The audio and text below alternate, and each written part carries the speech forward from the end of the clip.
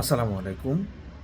আজকে আমরা একটা টপিক নিয়ে আলোচনা করব, সেটা হচ্ছে স্যাকারিন বা জিরো ক্যাল চিনির বিকল্প হতে পারে কিনা। স্যাকারিন বা জিরো ক্যাল এই জাতীয় উপাদানগুলো হলো আর্টিফিশিয়াল সুইটেনার। এটা কি করে? এটা চিনির মতন আমাদের রক্তে সুগারের মাত্রা বাড়ায় না বা ক্যালোরি ইনটেক বাড়ায় না।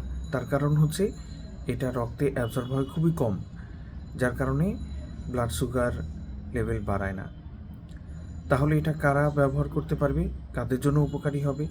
যারা ডায়াবেটিসের রোগী বা যারা স্থূলতা ওবেসিটির রোগী, তাদের জন্য এটা উপকারী। এখন প্রসঙ্গটা হচ্ছে স্যাকারিন শরীরের জন্য নিরাপদ কিনা।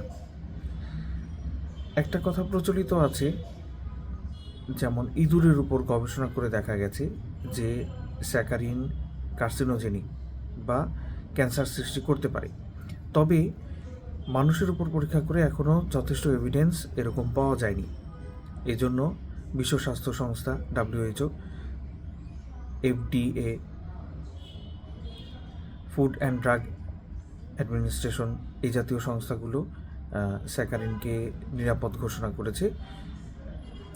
এখন স্যাকারিন নিরাপদ হলেও এটার একটা নির্দিষ্ট মাত্রা আছে।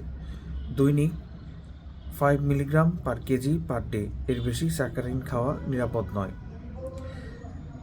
স্যাকারিন খেলে কিছু পার্শ্ব প্রতিক্রিয়া হতে পারে, যেমন হচ্ছে মুখে মেটালিক টেস্ট হতে পারে, পেটে ভারী ভাব বা গ্যাস এর সমস্যা, অ্যাসিডিটির সমস্যা এই জাতীয় সমস্যা হতে পারে।